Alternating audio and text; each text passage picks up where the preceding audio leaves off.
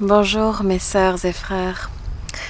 Alors j'avais l'élan de faire cette vidéo aujourd'hui. Ça fait un moment en fait, même depuis le début de cette pandémie, appelons-le comme ça pour l'instant, que j'ai l'élan de faire une vidéo au sujet de comment je vois ce qui se vit en ce moment.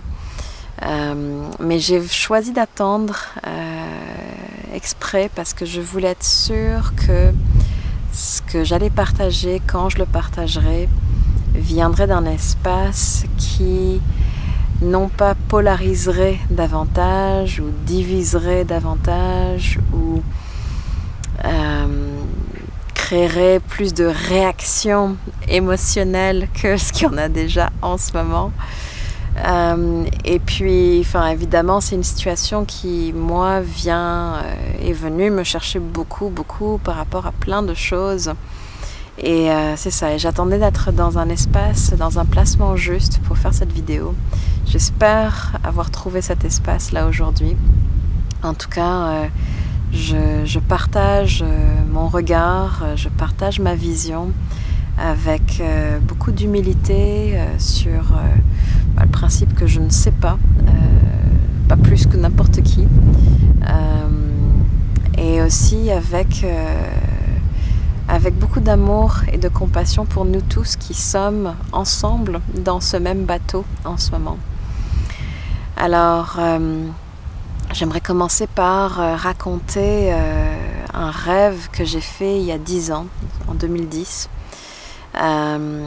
où j'étais dans un marché et soudainement, j'étais avec ma mère et soudainement je voyais à travers tous les étalages, partout par terre, plein de petits serpents qui se faufilaient de partout et plein de serpents partout. Et quand j'ai vu ça, j'ai reconnu, quelque chose en moi a su que c'était le signal. Et là, j'ai simplement posé mes affaires à terre, j'ai regardé ma mère et je lui ai dit « Maman, il faut que j'y aille, c'est le temps ».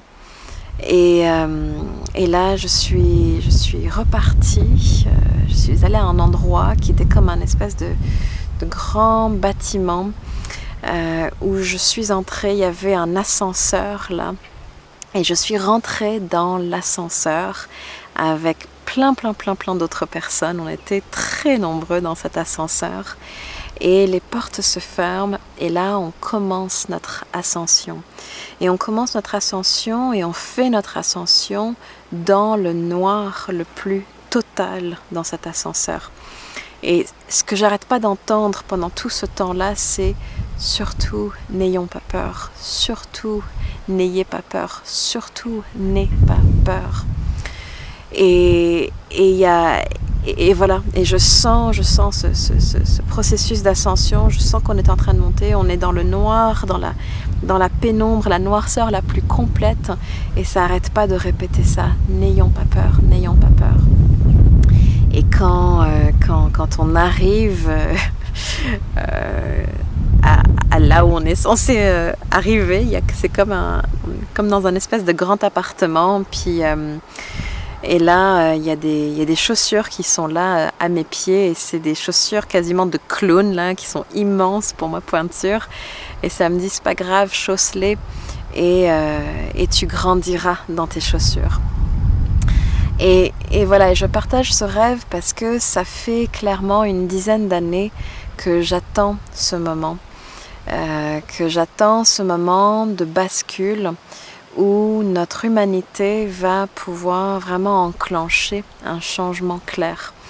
Alors comme pour beaucoup, je ne m'attendais pas à ce que le changement se fasse sous cette forme-là, à travers un petit virus qui arriverait et qui créerait la zizanie à travers une pandémie. Mais pour moi, c'est le signal. Et puis depuis le début de l'année 2020, la présence du serpent est extrêmement grande dans ma vie. C'est vraiment un totem très présent. Donc plusieurs de ces éléments sont là pour me dire c'est ce moment d'ascension. Alors c'est sûr que quand on regarde le monde tel qu'il est aujourd'hui, c'est un peu difficile de voir l'ascension spirituelle ou quoi que ce soit dans tout ça. Et même moi, je me fais prendre parfois à coller dans ce scénario, à coller dans tous ces enjeux qui sont mais vraiment intenses et effrayants, mais dans des espaces où je suis en mesure de revenir à moi, à revenir dans mon centre, à revenir à l'écoute du grand plan et de l'intelligence de cette vie, de la conscience qui est là. Ça me dit, ça me rappelle que tout est divinement à sa place. Que l'intelligence qui est en train d'orchestrer tout ce fatras, tout ce scénario, eh bien c'est la même intelligence qui organise nos vies avec une telle perfection, une telle justesse que je sais que nombreux d'entre vous reconnaissent dans leur vie. Eh bien cette même intelligence, cette même conscience est en train d'orchestrer tout ça en ce moment. Et la manière dont je le vois, c'est que on est vraiment à un point de bascule. Notre humanité avait besoin de ce changement radical. Et bien que présentement ça prenne des formes, en tout cas pour certains on peut le voir comme ça, moi clairement je le vois comme ça, des formes d'oppression, des formes de censure, de manipulation, je vois que les voix ne sont pas égales dans ce qui se vit aujourd'hui. Nos gouvernements tentent d'imposer une pensée unique par rapport à la situation qui se vit. Et toutes les pensées différentes sont juste considérées comme des pensées divergentes, opposantes, complotistes. On a vu l'émergence de ce nouveau terme. Tout ce qui n'est pas d'accord avec le discours de base véhiculé par les gouvernements, tout ce qui est différent de ça est considéré comme complotiste, comme anti quelque chose. Or, c'est juste le droit à l'opinion différente, le droit à la différence, qui est vraiment sain dans une société. Le danger de l'homogénéité, de la pensée unique, c'est ça la dictature. La démocratie, c'est justement de donner la voix au peuple et à la différence de ce peuple, d'honorer cette différence-là. Or aujourd'hui, c'est menacé, c'est grandement menacé. Et il faudrait que tout le monde se range sous ce discours-là et obéisse et obtempère. Or, on le voit, il y a plusieurs scientifiques, médecins, spécialistes qui ne sont pas d'accord, qui ne sont pas d'avis de ce qui est dit. Et ces voix-là sont également censurées, ces voix-là ne sont pas entendues non plus. C'est important de vraiment réaliser ça et que ces personnes-là ne sont pas pour autant, elles non plus, des complotistes. On ne cherche pas à voir le mal partout nécessairement. On essaie juste de voir la situation à partir de notre regard, de notre spécialité, de ce qui fait que on est qui on est et on voit les choses à partir de nos spécialités, à partir de nos expériences, à partir de notre état d'esprit, notre capacité à réfléchir. Eh bien, on voit la situation d'une certaine façon. Et ces voix-là sont peu ou pas entendues du tout et sont tout de suite discréditées par les voix qui sont au pouvoir et celles qui tentent d'imposer un discours unique. Alors c'est important de voir ça, c'est important de le reconnaître. Et en même temps, je sens que nous sommes dans tout ça à la croisée des chemins. Nous sommes même, je dirais, à la croisée des mondes. Et c'est cet ancien monde, certains appellent ça le patriarcat, d'autres appellent ça, peu importe, on le sait hein, que toutes les civilisations ont un moment d'émergence, d'effervescence, puis de déclin. Et je crois que cet empire capitaliste consommatrice dans lequel nous sommes est dans le début de son déclin. Et pour le plus grand bien de tous, puisqu'on le sait très bien que ce mode de vie n'est pas pérenne pour qui que ce soit ou quoi que ce soit ici sur Terre. Notre mode de vie tel que nous le vivions jusqu'à présent n'est pas pérenne. Il nous faut changer. Et cette situation-là ouvre le potentiel de changement. Alors, à travers certains scénarios qui tentent de s'imposer, je vois qu'il y a la possibilité qu'il y ait une voie qui aille dans un certain sens. Puis, honnêtement, personnellement, c'est pas une voie que j'ai le goût de prendre, parce que c'est une voie dans laquelle je vois moins de liberté, plus de contrôle, moins de santé également. Je crois que beaucoup des mesures qui sont prises actuellement ne sont pas réellement au service de notre plus grand bien, de notre réelle santé, de notre réel bien-être. Je crois que beaucoup de mesures compromettent notre santé physique, mentale, émotionnelle, humaine, collective. Et puis avec des mesures qui se veulent de plus en plus draconiennes, avec des obligations, des mesures de contrôle, bref, toutes sortes de choses que je ne peux pas concevoir que ce soit le monde vers lequel nous évoluons. Je ne peux pas concevoir que c'est le monde dans lequel nous allons nous ancrer, nous établir et qui va devenir précédent pour les générations à venir, pour nos enfants et pour leurs enfants. Je ne peux pas croire que le monde vers lequel on s'en va ressemblera à celui dans lequel on vit présentement et vers lequel les agendas politiques semblent vouloir nous amener. Je ne peux pas croire ça. Je ne peux pas croire que nous sommes condamnés à cette réalité. Je crois que nous avons le choix. Je crois que la responsabilité appartient à chacun, à chacune, de vraiment s'asseoir avec qu'est-ce qu'on envisionne pour ce monde, pour soi-même, pour nos familles, pour nos communautés. Comment est-ce qu'on imagine la suite à partir de ce moment-là?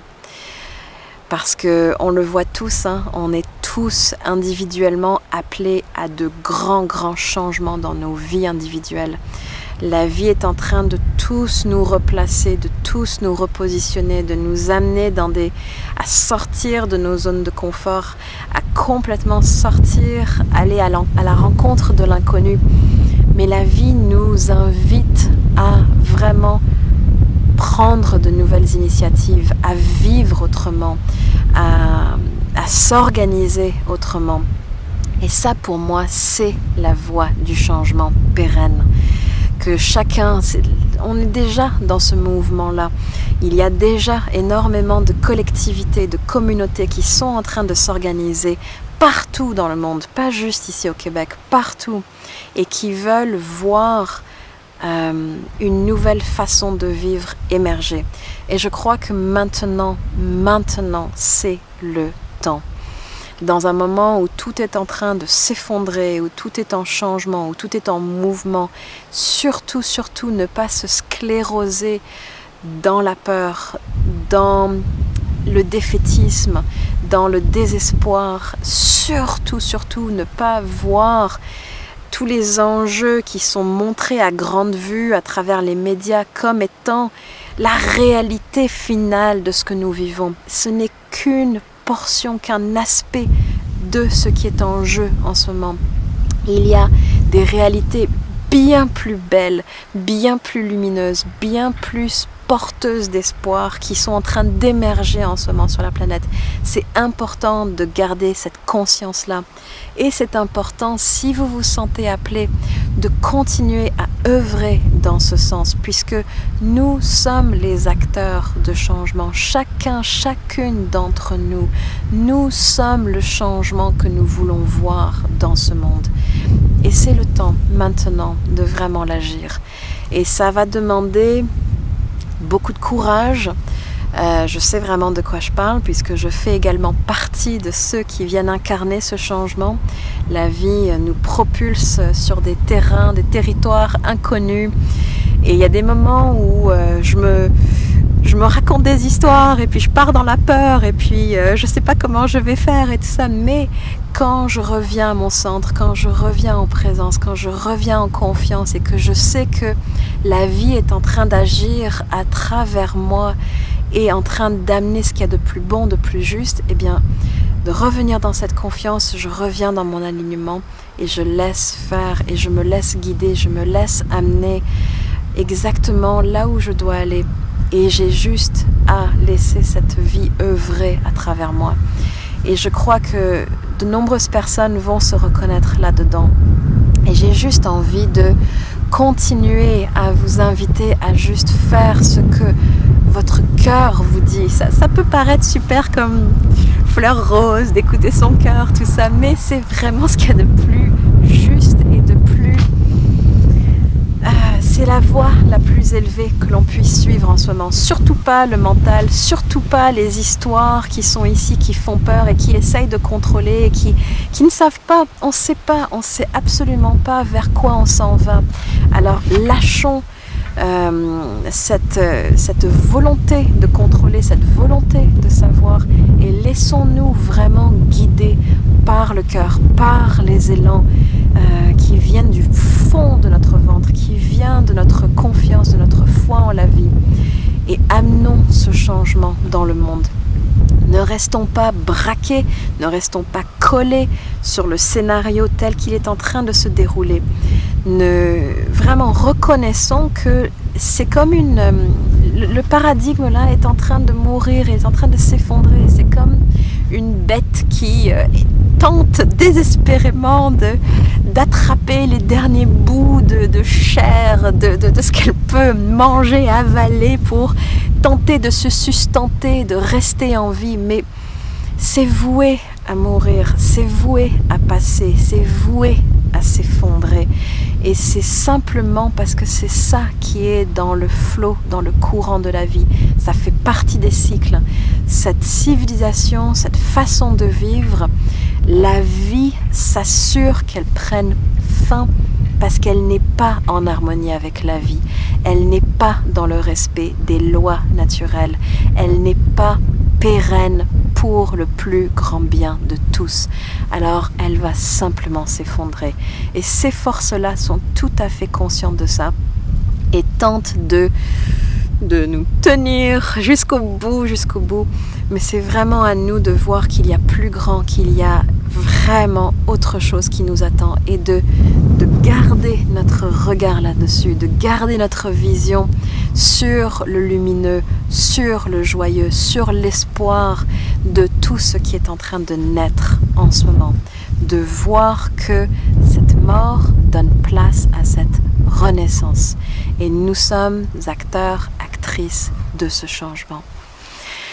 Alors merci à chacun d'entre vous, à chacune d'entre vous de jouer votre part, de rencontrer chaque jour vos peurs, de vous asseoir avec, de devenir amis avec et de les transcender afin qu'on puisse vraiment incarner ce monde merveilleux qu'on sait qui est possible et qu'on est là pour amener en forme un jour à la fois. Merci, merci infiniment. Je vous vois, chacun, chacune d'entre vous. Je vous vois. Que l'amour soit la force qui nous guide pour le plus grand bien de tous. Qu'il en soit ainsi. Om Takoyasen, Om Teo. Merci.